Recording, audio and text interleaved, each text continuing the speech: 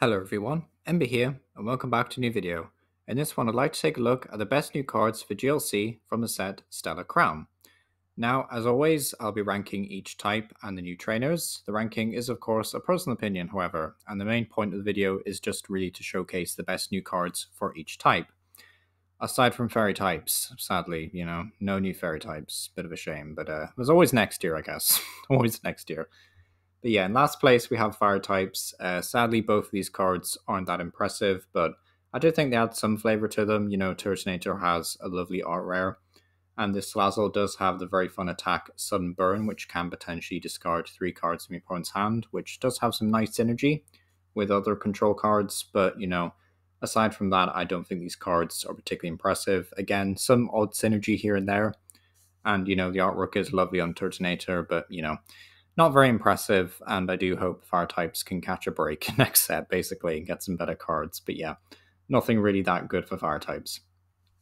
In 11th place, we do have a Ancient Raging Bolt. So not only is it a dragon Pokemon, but it's also ancient, so that's nice. We get to use all the ancient support, which is very fun. We do have the attack Raging Thunderstorm, which is a nice sniping move, but you do have to commit quite a lot of energy in order to use it, which I can see being a bit of a problem really for dragon types. You do have to commit so many energy to this before you start like KOing Pokemon with your sniping move, which is just a bit of a problem in my eyes. Like, you can still make this thing quite a scary threat. You put an ancient booster capsule on this guy and it's suddenly got like 190 HP, no weakness, decent snipe attack. That is scary, but at the same time, it's just how many energy are you willing to commit to Raging Bolt really to get the full value out of it. But yeah, still a pretty cool card though, kind of a high retreat cost, and Dragon Headbutt's a bit boring, but aside from that, pretty cool card. Next up is we have water types, and even though I think this Caracosta is kind of cool, it is a fossil, which does make it extremely awkward to get out to play really. And the ability itself is pretty strong. Tidal Wave is quite solid. It's one of these big Pokemon that would be quite scary once it's out, but it's a fossil, so it's going to take a bit of work to get going. This Dreadnaught's kind of cool, actually. It has the sort of a niche Iron Defense shell ability. It says prevent all damage done to this Pokemon by opponent's attacks if that damage is 200 or more, which can be quite good against, stuff like Wailord, funnily enough, another Stage 1 water type, or, against attacks which scale based on the amount of energy they have to discard or something. So this can be good in some situations, but at the same time, it's like, well, a lot of attackers can probably hit for less than 200, and there's certainly going to be a lot of attackers in a GLC deck. It's rarely just one attacker, so this ability kind of niche, but still a very fun card, I would say, overall, and you can use triple acceleration to pay for hard crunch, so yeah, kind of cool really. Next up though is we have grass types. Got some fun ones here. Cradley again falling victim to the whole fossil syndrome. It's a cool card though. I do like Cradley. Got some fun coin flip and inflicting special conditions. You can also play this with stuff like what's it called? It's like Weeping Bell or something. It's the stage 1 for Victory Bale, and it's from the Sun and Moon era, and it allows you to inflict 2 special conditions when you evolve it. So, there's some fun stuff you can do with this Cradley, which is kind of nice. This new Diplin is kind of nice, can shut down some basic decks, although you might just want to play the Diplin that has the Do the Wave move. We've also got a new Rotom, which has the attack Harvesting Dash, which can be quite nasty against stuff like Porygon, stacking loads of special energy on a Snorlax, and you can discard all of it, which is quite funny. We do have a Ledian, which its ability only works when you evolve it, which does kind of suck, similar to Salazzle really. But the cool thing about Ledian actually is the fact that it has no retreat, so it's not like the card is completely dead for the rest of the game. It does become a pivot that has 90 HP, which is nice, so you get sort of like 2 things out of it as value, which is cool. But aside from that, I would honestly say grass types are doing pretty well this set, decent stuff, kind of fun. Next up, those we have colors types. Fan Rotom is kind of niche. You have to use its ability on your first turn, but you can search your deck for 3 colors Pokemon with 100 HP or less. Pretty solid. Also got this Talonflame, which can do 220 damage if your opponent's active Pokemon has a retreat cost of 2 or more, which is honestly pretty solid. That's actually very respectable damage, and there's a lot of ways to manipulate retreat cost in GLC. But it is a Talonflame at the end of the day. It's got to compete with the other Talonflame from Steam Siege, which is definitely a good card. But aside from that, I would definitely say this is a very solid Talonflame, especially if you want to actually attack with your Talonflames, and have them lead the charge, I guess. But yeah, Seems like a pretty cool card overall. Then we have Psychic types. My personal favorite card in the set was new Slowking with the attack Inspirational Challenge. Discard the top card of your deck. If that card is a Pokemon without Robux, choose one of that Pokemon's attacks and use that as this attack. So kind of a difficult move to make work. You do have to play a lot of other Pokemon, but I think this could be a fun challenge to make work. And there's certainly some very strong attacks that you can copy. So, a pretty good excuse actually to run a lot of stage 2s that have weird attacks. But, I do think Slowking could be a lot of fun to mess around with. Also got this new Terrakion, which is a future Pokemon, so you can use Future Booster Capsule if you really want to. But Adjustable Horn does do 170 for just 2 energy.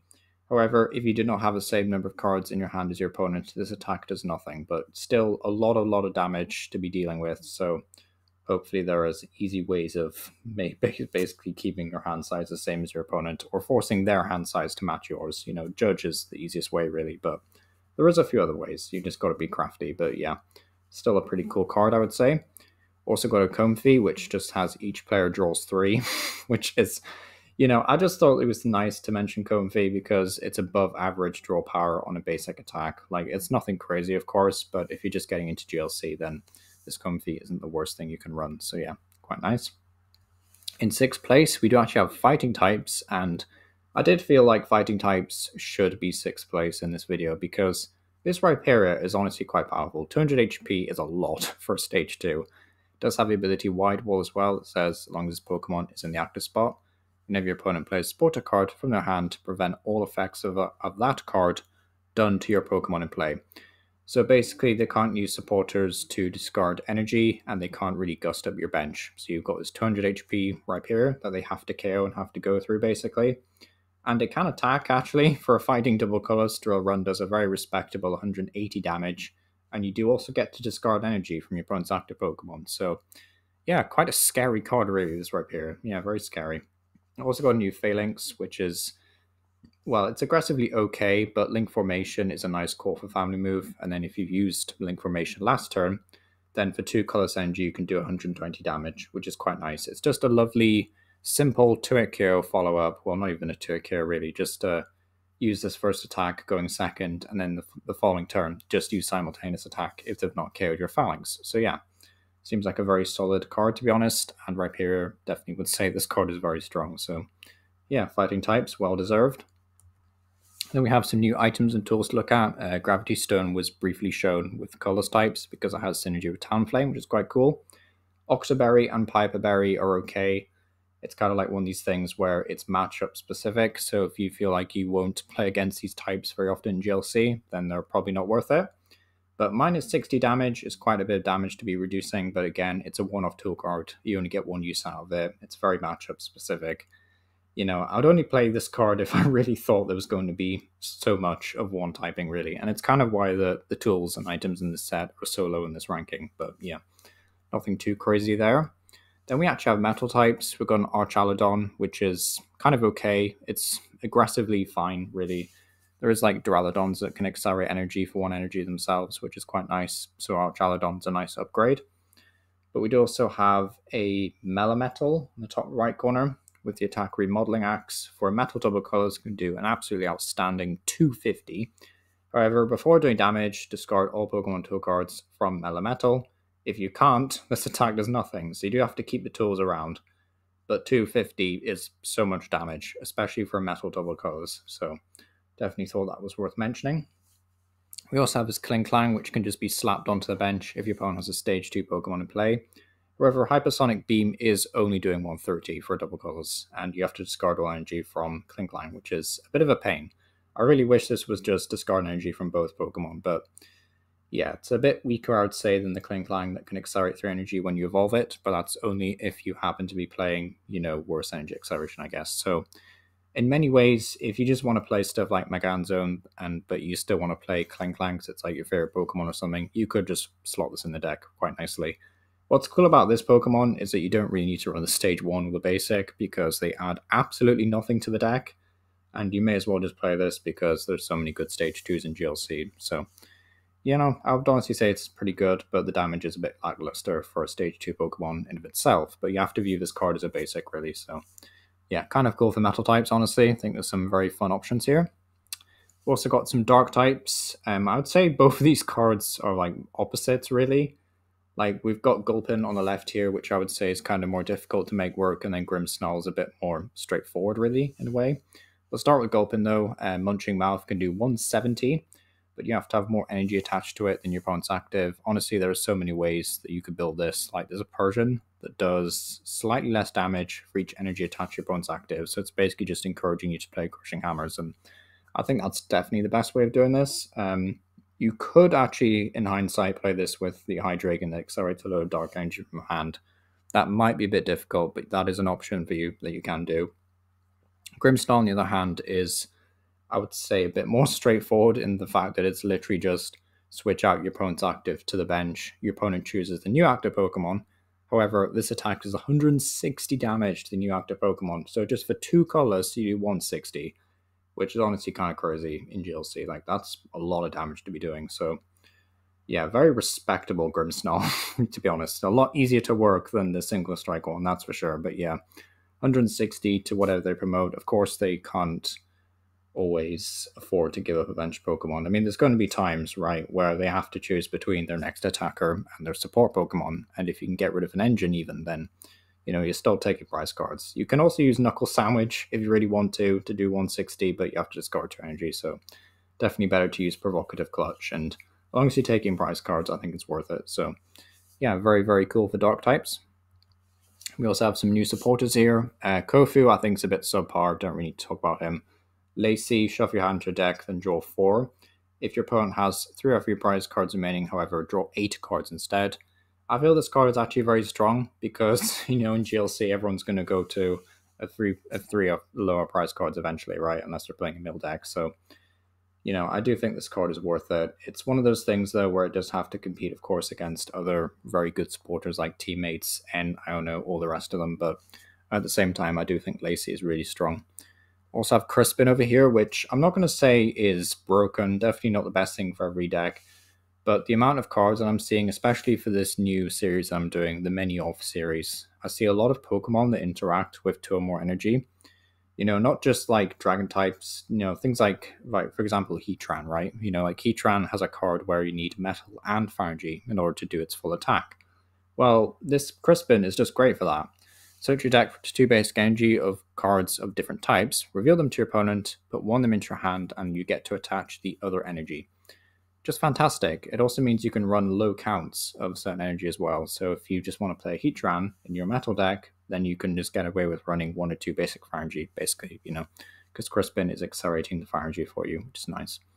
So yeah, very, very strong card, I would say, and definitely adds a lot of flavor to the game.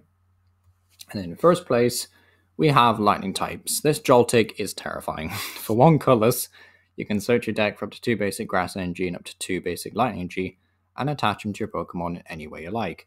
That's 4 energy for 1 colorless. Yeah, that's kind of crazy. Although, to be honest, Joltik will probably go up a prize card, but honestly, I just think it's worth it. I do think it's worth it, especially if we go second. Joltik, a very, very scary card. Also have a Electrive, which has the attack Lightning Strike. For 2 lightning energy, it does 220 damage, which is crazy. However, during your next turn, your Pokemon can't attack, including Pokemon that come into play this turn, but honestly, 220 is a lot. Like, 220 is just a lot of damage. Like, it's kind of crazy. And because it's 2 lightning energy and you're stage 1, you can very easily threaten this on your second turn. So, yeah, kind of scary, really. Also have a Zeraora, which is kind of like competing with the other Zeraora that has free retreat. But this one does 20 damage and 20 more for your opponent's bench Pokemon, which, in all honesty, I don't think is terrible. It's quite nice if you're trying to build around basic lightnings, really. So, yeah, quite some solid options there for lightning types.